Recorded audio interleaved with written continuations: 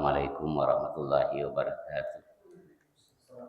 Alhamdulillahirabbil alamin. Wassalatu wassalamu ala Rasulillah wa ala alihi wa ashabihi ajmain wa man tabi'ahum bi ihsanin ila yaumiddin, amma ba'd. Bapak-bapak, ibu-ibu, saudara-saudara sidang jamaah maghrib yang sama dimuliakan oleh Allah Subhanahu wa taala. Alhamdulillah, kita bersyukur memuja dan mengagungkan Allah. Pada malam hari ini dengan izin Allah kita bisa duduk-duduk dalam majelis ini. Kemudian pada malam hari ini kita akan bahas tentang risalah kurban, karena insya Allah hanya hitungan pekan kita sudah masuk hari raya Idul Adha, dan salah satu di antara hal yang diperintahkan adalah melakukan memotong hewan kurban. Jamaah sekalian, karena kurban ini adalah salah satu bentuk ibadah, maka ada kaidah yang berkata bahwa kalau kita dalam perkara ibadah kita harus cari perintah, dan dalam perkara muamalah maka kita harus cari larangan. Jadi karena kurban ini adalah ibadah, maka kita harus mencari landasan dalilnya. Apa landasannya sehingga diperintahkannya kita berkurban. Jamaah sekalian, ada pun landasan dalil yang berasal dari Al-Quran, yaitu dalam Quran surah Al-Kautsar ayat 1-3, di mana Allah Subhanahu wa taala berfirman, A'udzubillahi minasyaitonirrajim. Bismillahirrahmanirrahim. Inna a'tainakal kautsar fasholli li rabbika wanhar inna syani'aka huwal abtar. Jadi sungguh kami telah memberimu Muhammad nikmat yang banyak, maka laksanakanlah salat karena Tuhanmu dan berkurbanlah sebagai ibadah dan mendekatkan diri kepada Allah. Sungguh orang-orang yang membencimu dialah yang terputus dari rahmat Allah Subhanahu wa taala. Seorang ulama besar yang bernama Syekh Abdullah Al-Basam mengatakan, sebahagian ulama ahli tafsir berkata, yang dimaksud dengan menyembelih hewan di dalam ayat ini adalah menyembelih hewan kurban setelah salat Id. Jadi siapa yang menyembelih sebelum dilaksanakannya salat Idul Adha, maka pada dasarnya sembelihannya adalah sembelihan biasa, bukan termasuk sembelihan kurban. Kemudian landasan dalil yang kedua yaitu berasal dari hadis di mana Nabi sallallahu alaihi wasallam bersabda, tidaklah anak cucu Adam mengerjakan suatu amalan yang lebih disenangi Allah daripada hari kurban, yaitu mengucurkan darah atau menyembelih binatang kurban. Jadi sekali lagi kata Nabi, tidaklah anak cucu Adam mengerjakan suatu amalan yang lebih disenangi oleh Allah pada hari kurban daripada mengucurkan darah kurban, daripada mengucurkan darah. Maksudnya dimaksud di dalam hadis ini menyembelih binatang kurban. Sesungguhnya kata Nabi, hewan itu akan datang pada hari kiamat kelak dengan tanduknya, dengan bulunya, dan dengan kukunya. Dan sesungguhnya sebelum darah kurban itu menyentuh tanah, maka pahalanya telah diterima di sisi Allah. Maka kata Nabi, beruntunglah kalian semua dengan pahala kurban itu. Hadis ini diriwayatkan oleh Imam Tirmizi. Namun demikian jamaah sekalian, kadang ada orang yang salah memahami hadis ini. Sehingga pernah waktu saya mengajar di daerah, ada guru agama mengatakan gini, kalau kalian tidak mampu menyembelih kambing atau sapi, maka boleh kamu motong ayam. Ya, karena alasan tadi tidaklah anak cucu Adam mengerjakan suatu amalan yang lebih disenangi Allah daripada kurban, pada hari kurban, daripada mengucurkan darah. Jadi dia memaknai di sini mengucurkan darah. Padahal yang dimaksud di sini adalah sembelihan hewan kurban. Kemudian jamaah yang berbahagia, adapun hukum kurban di kalangan para ulama berbeda pendapat. Dalam hal ini ulama terbagi dua pendapat.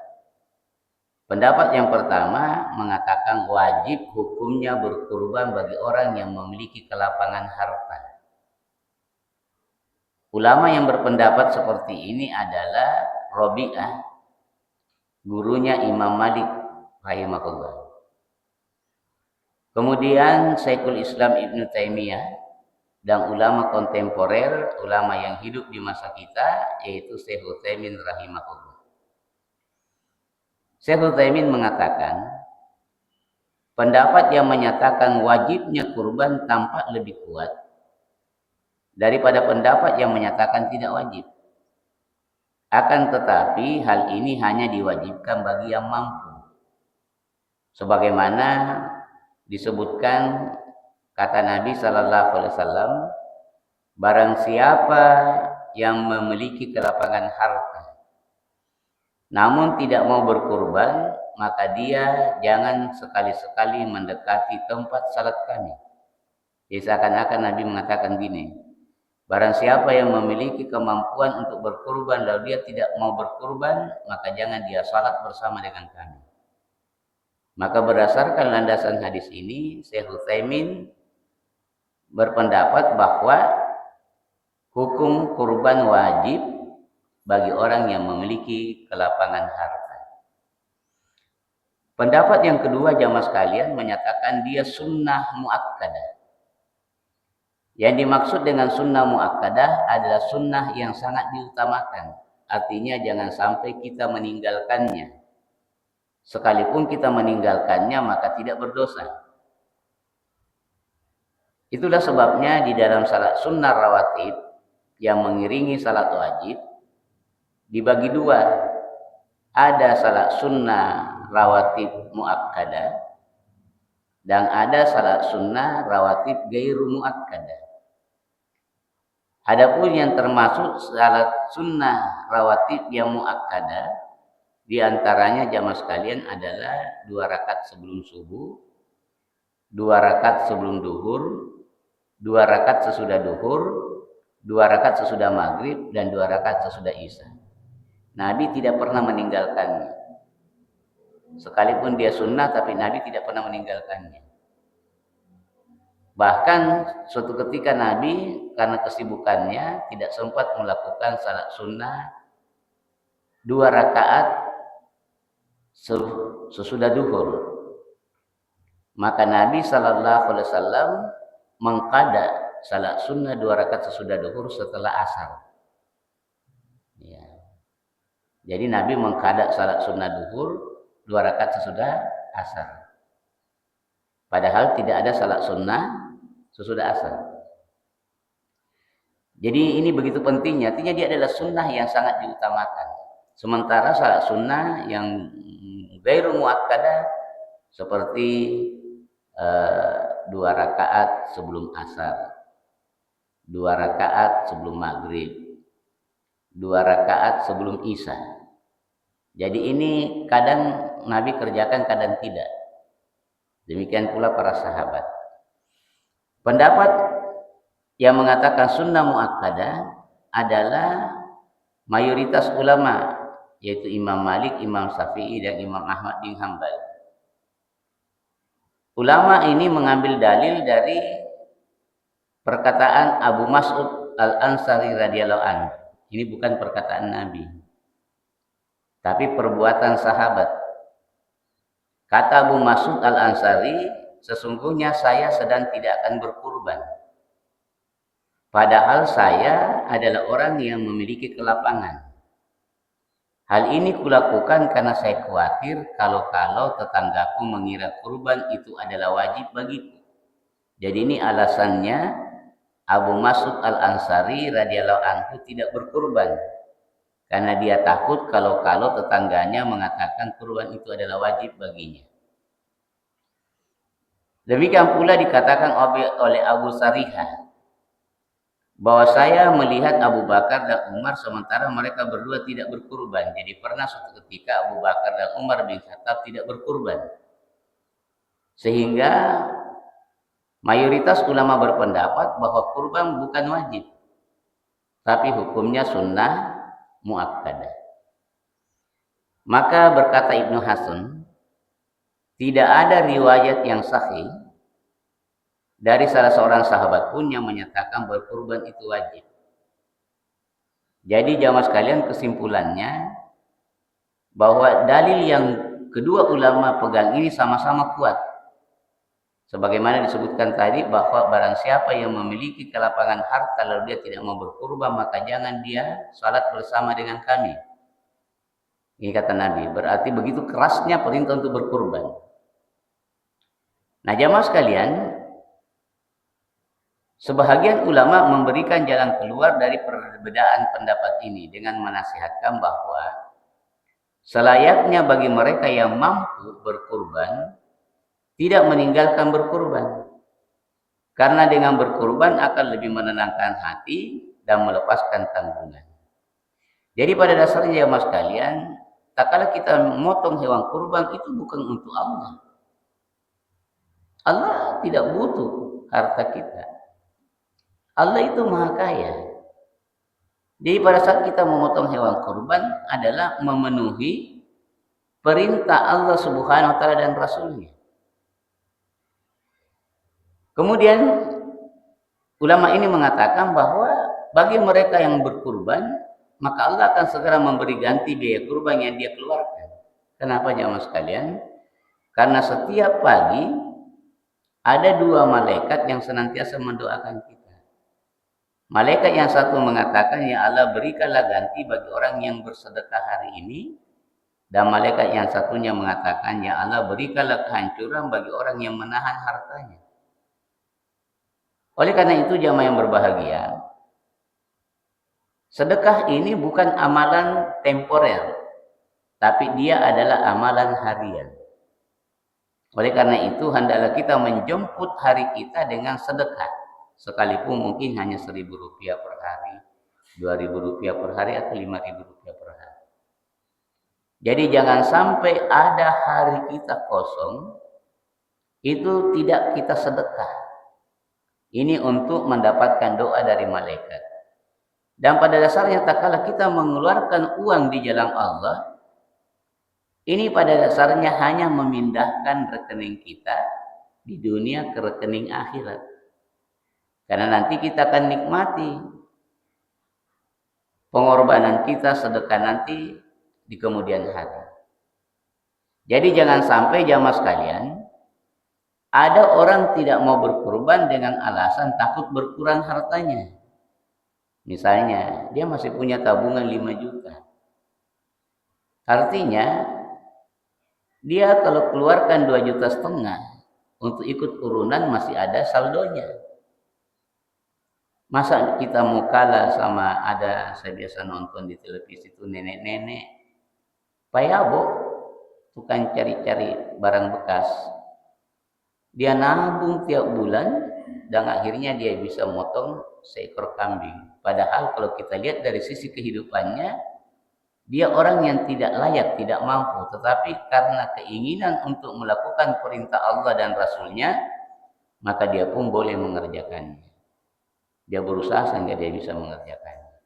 Sementara di antara kita banyak orang kaya. Banyak yang saldo tabungannya lebih dari 5 juta. Mungkin ada yang 10 juta. Tapi kenapa dia enggan mau berkurban? Karena dia tidak mau kekurangan harta. Nah jamaah sekalian, sekalipun kurban itu hukum asalnya sunnah muakkadah, tetapi berkurban bisa berubah status menjadi wajib karena dua hal. Yang pertama, seseorang yang bernazar untuk melakukannya. Jadi kalau misalnya ada orang mengatakan, kalau saya sembuh dari penyakit saya tahun ini, maka saya bernazar motong hewan kurban. Jadi yang tadinya kurban hukumnya sunnah berubah menjadi wajib. Karena kata Nabi, barang siapa yang bernazar untuk mentaati Allah, maka hendaklah dia melakukannya. Kemudian yang kedua jamaah sekalian, pada saat dia membeli hewan kurban, dia mengatakan ini milik Allah atau sapi yang saya beli ini saya niatkan untuk saya kurbankan. Maka kata Imam Malik, Jika waktu membeli diniatkan untuk dikurbankan, maka status hukumnya berubah menjadi sunnah, dari sunnah berubah menjadi wajib. Jadi ini jamaah sekalian. Jadi sekali lagi, status kurban yang tadinya sunnah muakkadah berubah menjadi wajib karena dua hal. Yang pertama karena nazar, yang kedua karena pada waktu dia membeli kurban, pada waktu dia membeli sapi atau kambing, dia sudah niatkan untuk dikurbankan. Kemudian jamaah yang berbahagia,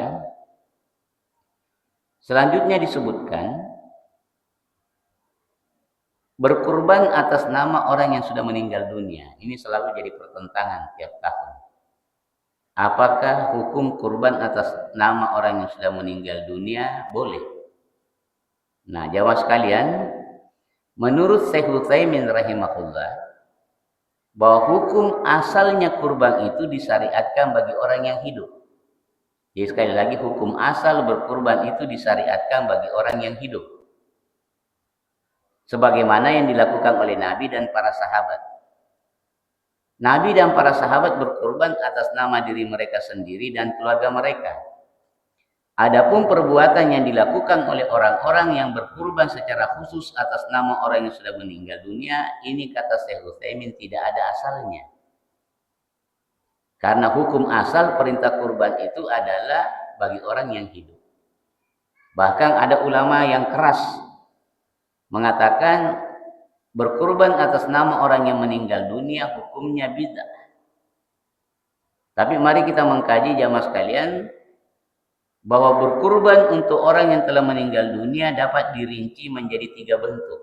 Yang pertama, berkurban atas nama orang yang sudah meninggal dunia diikutkan bersama dengan orang-orang yang hidup. Artinya, orang yang meninggal bukan sebagai sasaran kurban, namun statusnya mengikuti kurban keluarganya yang masih hidup. Sebagaimana dicontohkan seorang berkurban atas nama dirinya dan seluruh keluarganya yang hidup maupun yang sudah meninggal dunia. Jadi model berkurban jenis ini, inilah yang menjadi model kurban Nabi Sallallahu Alaihi Wasallam, di mana Nabi Sallallahu Alaihi Wasallam kemudian berkurban atas nama dirinya dan keluarganya, dan keluarga beliau ada yang sudah meninggal dunia sebelumnya, dan pahala kurbannya meliputi dirinya dan keluarganya, meskipun sudah ada yang sudah meninggal dunia. Jadi jamaah sekalian, sekali lagi kurban itu pahalanya bukan pribadi. Jadi kurban itu pahalanya bukan pribadi. Di dalam hadis disebutkan seekor kambing sudah memadai untuk satu rumah. Kemudian pahala kurban itu menyangkut dirinya orang yang berkurban dan keluarganya. Jadi kalau ada kepala rumah tangga yang sudah berkurban, maka pahalanya menyangkut dirinya, istrinya, anak-anaknya, baik yang masih hidup maupun yang sudah meninggal dunia, dan termasuk juga kedua orang tuanya. Ini. Kemudian jamaah sekalian, yang kedua, berkurban atas nama orang yang sudah meninggal dunia karena ada wasiat dari orang yang meninggal dunia. Misalnya, seorang bapak berkata kepada anaknya, "Nak, ini ada uang saya 2.500.000.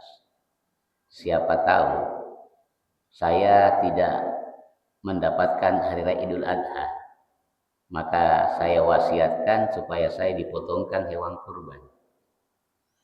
Maka berkurban jenis ini hukumnya wajib ditunaikan. Jadi dia sudah meninggal dunia tapi dia berwasiat kepada anaknya, "Siapa tahu nak, saya tidak sempat mendapatkan hari raya kurban, ini kebetulan ada uang saya, minta tolong saya dipotongkan hewan kurban." Maka berkurban atas nama orang yang sudah meninggal dunia karena ada wasiat, maka ini wajib ditunaikan. Kecuali jamaah sekalian, misalnya dia pesan kepada anaknya, "Minta tolong nak, kalau saya meninggal, kamu potongkan hewan kurban buat atas nama saya." Tapi dia tidak meninggalkan uang. Anaknya kalau dia memiliki kemampuan, maka anaknya harus menunaikan wasiat orang tuanya, kecuali kalau anaknya tidak mampu. Ya, kecuali kalau anaknya tidak mampu. Di dalam Al-Quran disebutkan, maka barang siapa yang mengubah wasiat itu setelah dia mendengarnya, maka sesungguhnya dosanya adalah bagi orang yang mengubahnya. Jadi berkorban atas nama orang yang sudah meninggal dunia karena ada wasiat, maka boleh, bahkan wajib ditunaikan oleh orang yang mendengarnya. Kemudian jamaah sekalian, yang ketiga, berkurban atas nama orang yang sudah meninggal dunia secara khusus. Contohnya, ada orang yang berkurban atas nama bapaknya yang sudah meninggal dunia, atau atas nama ibunya yang sudah meninggal dunia secara khusus. Jadi biasa kita lihat di kelompok urunan itu, yang 7 orang ditulis namanya, ada juga yang ikut di situ, almarhum haji ini, almarhumah haji ini, seperti itu. Jamaah sekalian, model seperti ini hukum asalnya boleh. Jadi berkurban atas nama orang yang meninggal dunia, hukum asalnya boleh. Sebagaimana mazhab Hambali menganggap sebagai satu hal yang baik, pahalanya bisa sampai kepada mayat, sebagaimana sedekah atas nama mayat. Jadi kalau bersedekah atas nama mayat sampai, apatah lagi kata Imam Ahmad, berkurban atas nama orang yang sudah meninggal dunia. Jadi pada dasarnya hukum asalnya boleh. Namun kata Syekh Utsaimin, beliau memandang bahwa berkurban atas nama orang yang sudah meninggal dunia secara khusus ini tidak termasuk sunnah Nabi dan sunnah sahabat. Karena Nabi tidak pernah berkurban atas nama istrinya Khadijah. Tidak pernah berkurban atas nama 3 orang anak yang perempuan meninggal mendahului beliau. Tidak pernah juga Nabi berkurban atas nama anak laki-laki, 3 orang anak laki-laki beliau meninggal dunia di waktu kecil. Dan tidak pernah juga Nabi berkurban atas nama pamannya Hamzah. Jadi ini digariskan oleh Syekh Utsaimin. Hanya saja kata Syekh Utsaimin, bahwa ada orang yang berkurban atas nama orang tuanya sementara dirinya tidak berkurban. Nah, ini yang keliru.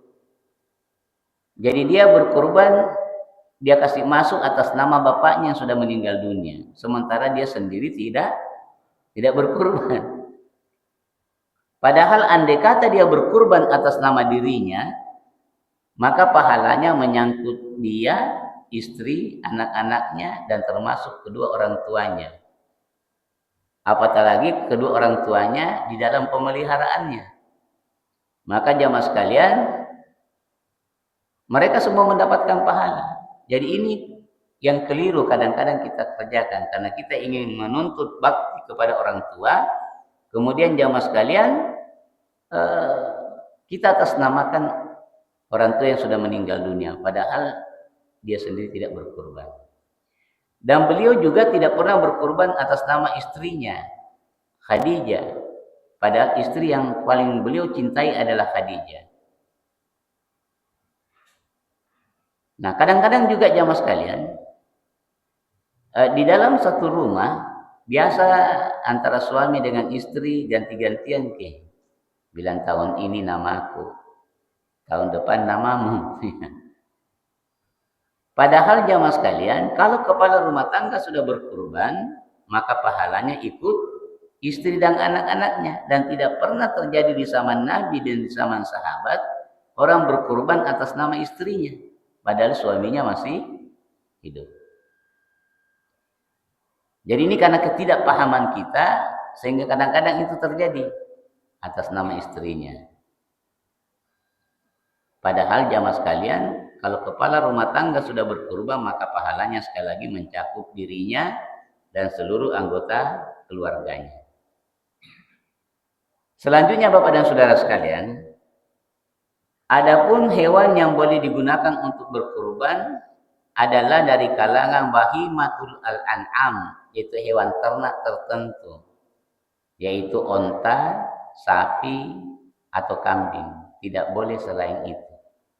Bahkan sekelompok ulama menukil ada kesepakatan atau ada ijma bahwasanya berkurban selain daripada 3 jenis binatang yang disebutkan, maka kurbannya tidak sah kecuali dengan hewan-hewan tersebut. Jadi misalnya ada orang yang berkurban dengan seekor kuda. Kuda itu mahal. Tetapi siapa yang berkurban dengan seekor kuda, maka kurbannya tidak sah. Karena yang diperintahkan adalah onta, sapi, dan kambing. Demikian juga akikah, jamaah sekalian. Kata Nabi, di akikah anak pada hari ke-7, 2 ekor kambing bagi anak laki-laki, 1 ekor kambing bagi anak perempuan. Tapi ada keluarga yang kaya, waktu dia berkurban dengan seekor sapi. Maka akikahnya tidak sah. Kenapa? Karena yang diperintahkan adalah motong kambing. Bukan perkara mahalnya, tetapi perkara diperintahkan motong kambing. Jadi jamaah sekalian, sekalipun ada orang yang berkorban karena kaya lalu dia motong 1 ekor kuda, maka kurbannya tidak sah. Kenapa? Karena yang diperintahkan adalah motong onta, sapi, atau kambing, atau kemudian biri-biri, domba. Terus ada yang bertanya kepada Syekh Utsaimin, apakah boleh berkurban dengan seekor kerbau? Kata beliau, kerbau itu masih satu spesies dengan sapi. Jadi hukum asalnya boleh. Tetapi kalau masih ada sapi di sekitar kita, maka jauh lebih bagus kita berkorban dengan sapi. Di mana jamaah sekalian, kurban dengan sapi, dengan kerbau, kerbau itu mahal. Artinya kalau kita berkurban dengan 1 ekor kerbau, itu kita bisa dapat 3 ekor sapi. Artinya motongnya lebih banyak dan dagingnya lebih banyak. Apatah lagi di daerah itu ada sapi. Nah ini. Kemudian yang perlu diperhatikan oleh panitia kurban, kita harus ketahui usia sapi. Jadi kalau onta itu usianya minimal 5 tahun. Sapi 2 tahun, kambing 1 tahun, dan domba itu kemudian boleh 6 bulan. Sebagaimana kata Nabi, janganlah kalian menyembelih kurban kecuali musimna. Kecuali apabila menyulitkan bagi kalian, maka kalian boleh menyembelih domba jaza. Jadi domba yang berusia 6 bulan. Tetapi kambing harus 1 tahun, sapi harus 2 tahun, dan onta harus 5 tahun. Jadi jamaah sekalian, mari kita hati-hati sebab sekarang ini ada peternakan penggemukan sapi. Jadi dia mungkin besar tapi usianya belum cukup 2 tahun. Jadi harus diperhatikan betul-betul ini usianya. Sebab tidak sah kurban kita kalau usianya belum 2 tahun. Kalau kambing umurnya 1 tahun. Kemudian jamaah sekalian yang harus kita perhatikan selanjutnya adalah cacat hewan kurban. Jadi cacat hewan kurban ini dibagi 3 bentuk. Pertama, ada cacat yang menyebabkan tidak sah untuk dikurbankan. Yang kedua, ada cacat yang makruh hukumnya kalau kita kurbankan. Artinya makruh tetap sah. Tetapi sedapat mungkin kita tinggalkan. Dan kemudian yang kedua, yang ketiga, ada jenis cacat yang tidak mempengaruhi kurban, hanya saja mengurangi kesempurnaan berkurban. Sementara kita diperintahkan berkurban dengan binatang yang terbaik. Nah, ada 4 jenis cacat yang tidak bisa kita kurbankan. Pertama, buta matanya sebelah. Jadi kalau picok matanya sebelah, apatah lagi dua-duanya buta, maka lebih tidak boleh lagi kita kurbankan. Yang kedua jamaah sekalian, sakit dan nampak sekali sakitnya. Jadi kalau kita beli sapi terus kita lihat berjatuh-jatuh ingusnya, berarti sapi ini tidak sehat. Bahkan jamaah sekalian, ada jenis binatang yang nanti terdeteksi pada saat dia selesai dipotong. Jadi pernah saya motong kambing di masjid waktu saya masih di Landak Baru. Begitu kita potong kambingnya, ternyata hatinya berulat. Jadi hatinya berulat, Pak. Jelas kalau hatinya berulat, pasti kambing ini sakit.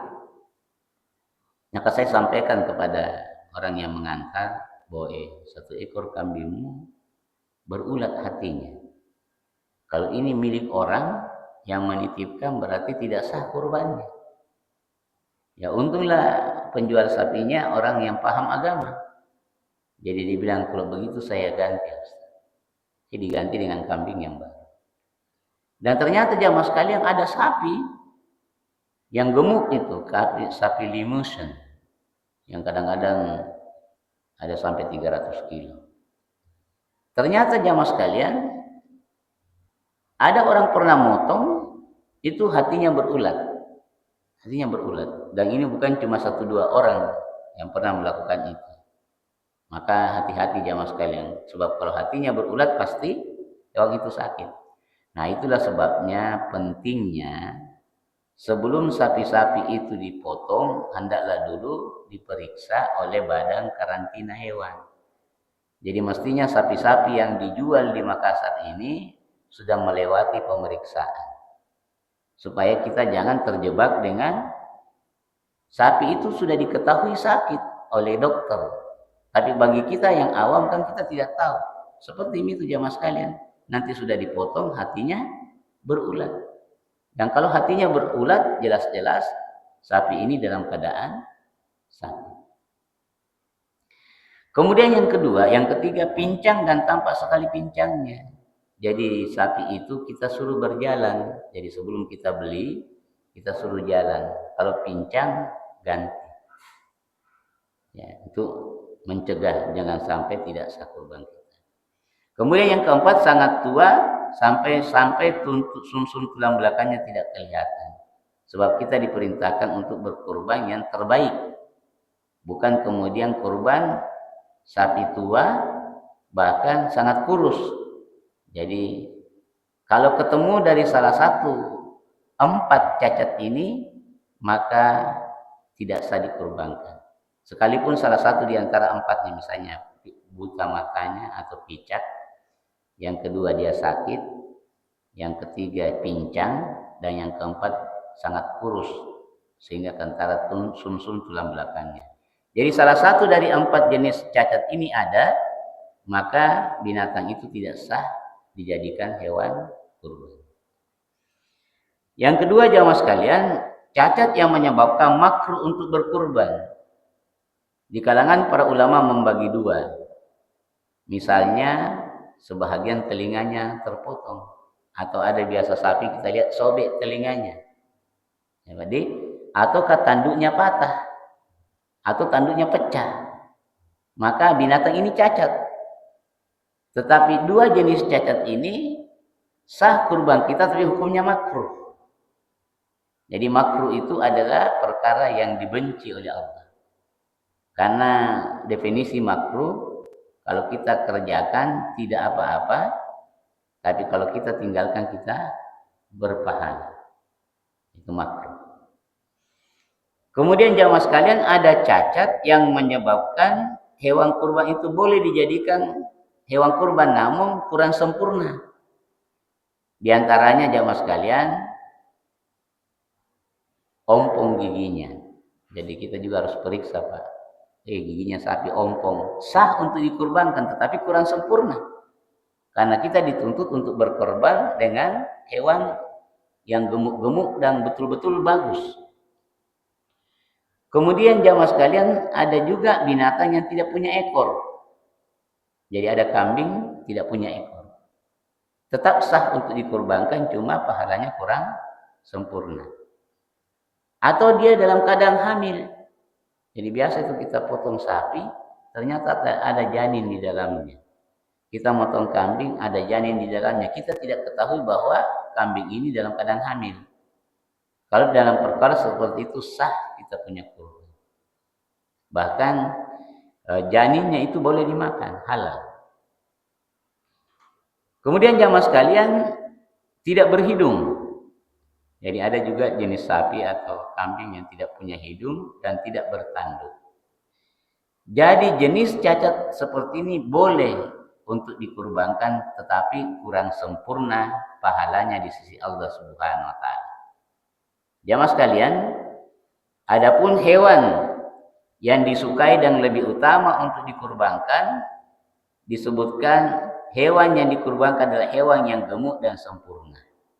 Sebagaimana disebutkan di dalam Al-Quran, dzalika wa may yu'azzim sa'airillahi fa innaha min taqwal qulub. Jadi barang siapa yang mengagungkan syiar-syiar Allah, maka sesungguhnya itu adalah berasal dari ketakwaan hati. Maka berdasarkan hadis ini Imam Syafi'i mengatakan bahwa orang berkurban disunahkan untuk memilih hewan kurban yang besar dan gemuk. Kemudian kata Umamah bin Sahal, dahulu kami di Madinah biasa memilih hewan yang gemuk di dalam berkurban. Dan memang kebiasaan kaum muslimin pada saat itu memang suka memilih hewan-hewan yang gemuk dan besar-besar di dalam berkurban. Nah, pertanyaan selanjutnya jamaah sekalian, di antara ketiga jenis binatang kurban, maka menurut mayoritas ulama, yang paling utama adalah berkurban dengan seekor onta. Yang paling utama dengan berkorban seekor onta, yang kedua berkorban dengan seekor sapi, yang ketiga berkorban dengan seekor kambing apabila biaya pengadaannya ditanggung oleh satu orang, bukan ikut urunan. Jadi di zaman Nabi dan sahabat jamaah sekalian itu mereka berkorban satu ekor penuh.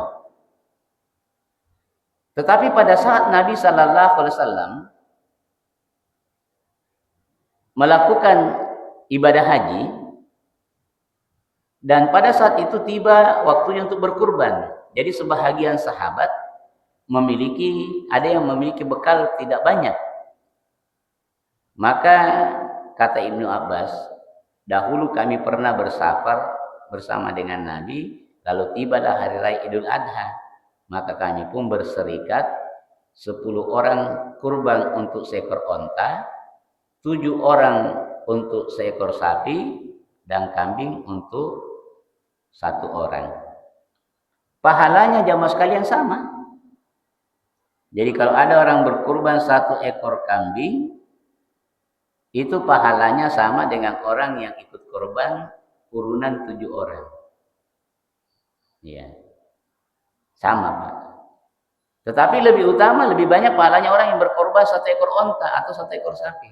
Bahkan Nabi di penghujung hayatnya itu kemudian berkurban 63 ekor onta sendiri. Dan dia memotong sendiri hewan kurbannya, sebahagiannya diberikan kepada Ali bin Abi Thalib. Pertanyaan selanjutnya, manakah yang lebih baik ikut urunan sapi atau kurban 1 ekor kambing? Sebahagian ulama menjelaskan bahwa kurban 1 ekor kambing lebih baik daripada ikut urunan, sekalipun pahalanya sama.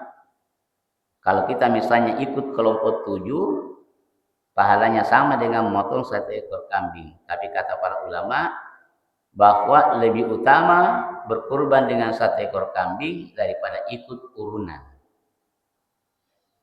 Kemudian pertanyaan selanjutnya, apakah harus jantan? Tidak mesti jantan, boleh betina.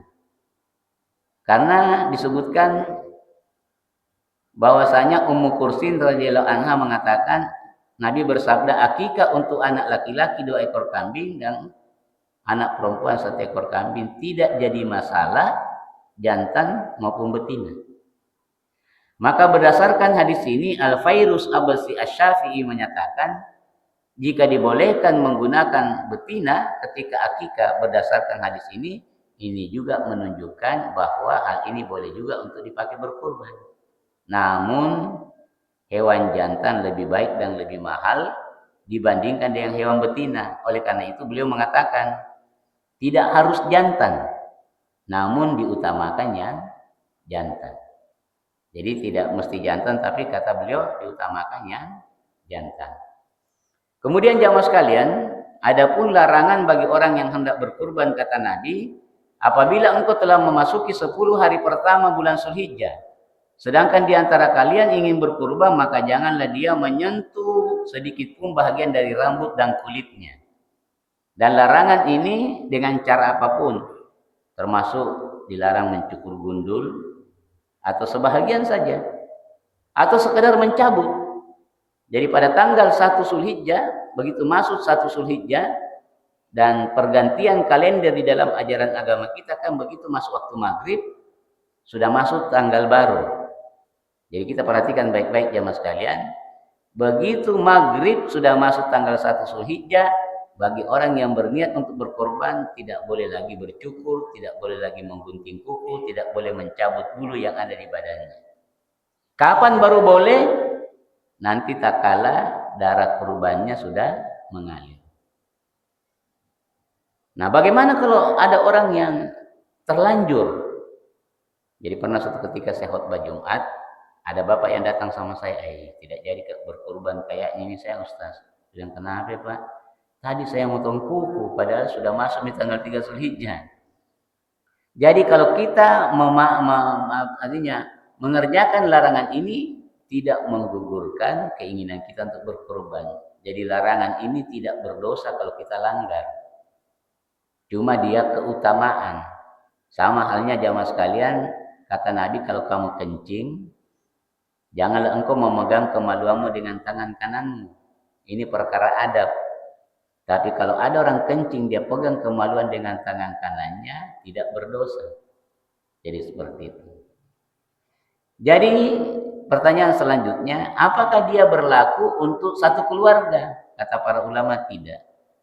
Karena Nabi pada saat dia berkurban, dia tidak memerintahkan anaknya untuk tidak menggunting rambut dan tidak motong kuku.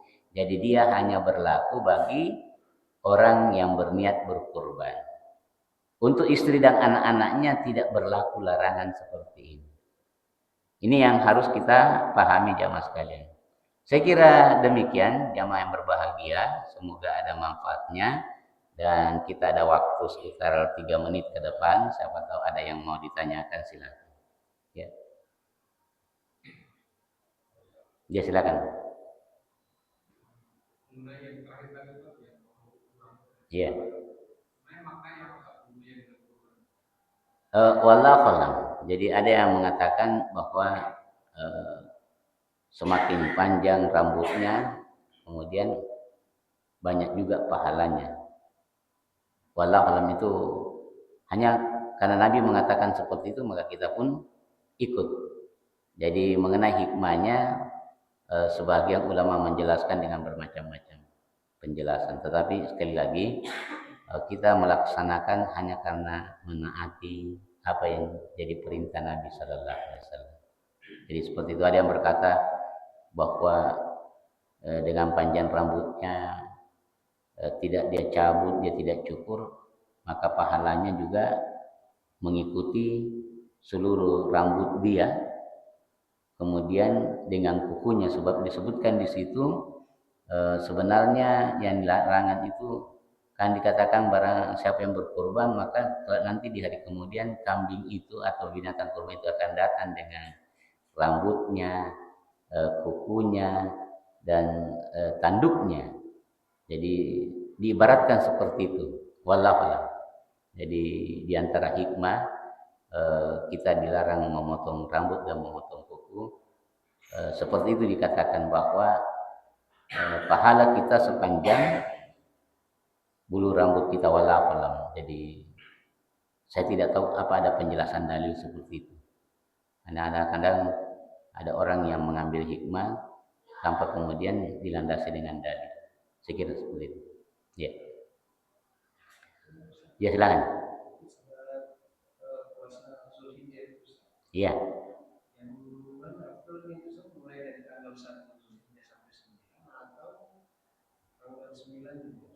Jadi yang perintah itu tanggal 9 Zulhijjah.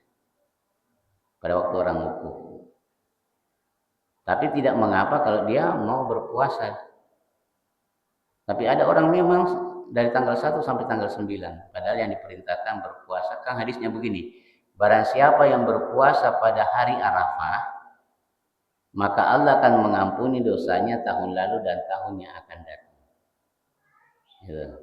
Jadi satu hari puasa, nilai pahalanya Allah akan mengampunkan dosa kita tahun lalu dan tahunnya akan datang. Jadi yang dimaksud dalam hadis itu adalah tanggal 9 Zulhijjah, bukan dari tanggal 1 sampai tanggal 9. Ada banyak orang yang mengamalkan itu dari tanggal 1 sampai tanggal 9, padahal konteks hadisnya adalah berpuasa pada tanggal 9 Zulhijjah. Hanya memang di antara bulan-bulan yang dimuliakan, salah satu di antaranya adalah bulan Zulhijjah, sehingga kita sedapat mungkin melakukan banyak amalan saleh di situ. Tapi sekali lagi perintah hukum asalnya adalah berpuasa tanggal 9 Zulhijjah. Ya, saya kira seperti itu. Silakan.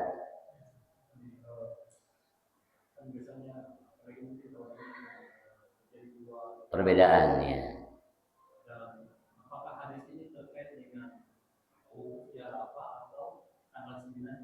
Jadi kita berlebaran bukan karena orang wukuf, tetapi karena tanggal 9 Zulhijjah. Sebab sebelum turun perintah haji, orang-orang kafir sudah biasa wukuf. Ya, jadi orang kafir itu, orang kafir Quraisy itu tanggal 9 Zulhijjah mereka sudah biasa wukuf dan mereka juga berhaji.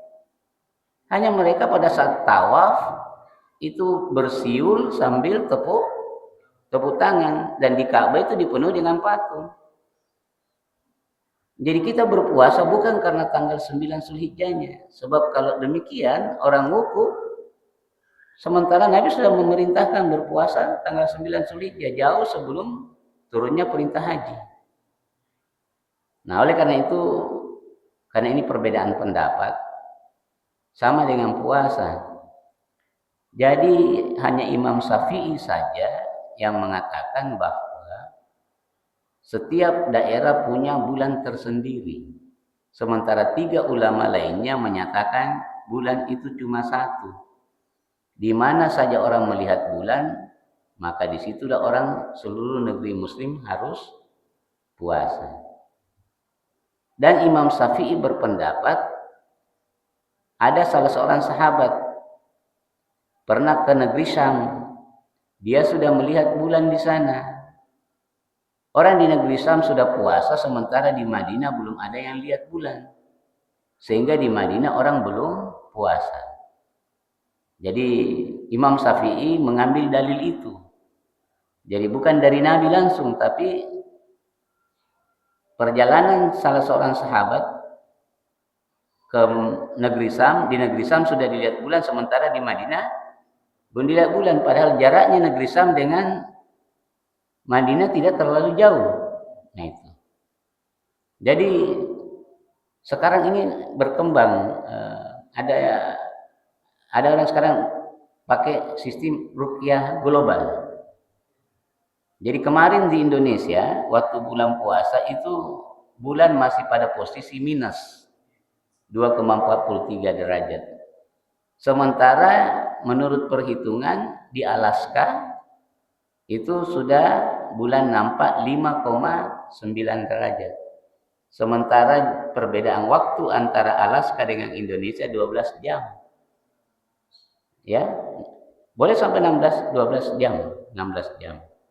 Jadi artinya begini,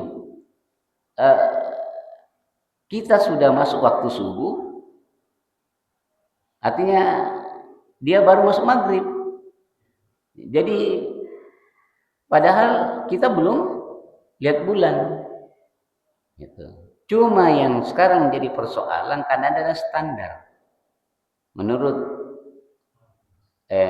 Mabis, jadi ini di kawasan ASEAN itu bersatu dengan menetapkan standar 5,9. Baru bisa diruqyah, di bawah itu tidak bisa.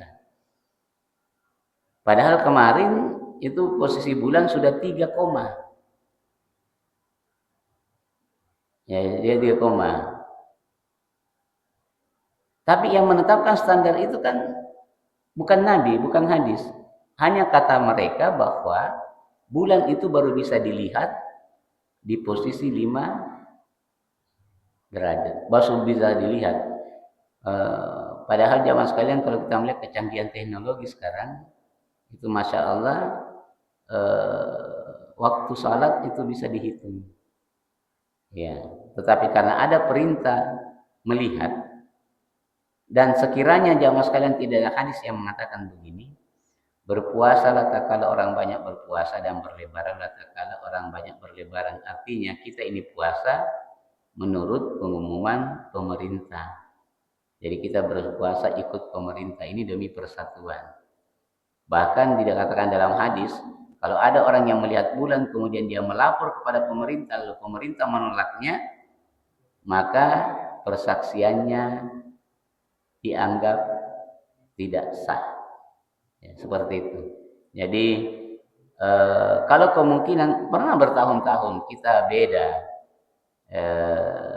orang sudah lebaran haji di Mekah, nanti besoknya baru kita. Karena perbedaan itu tadi melihat bulan.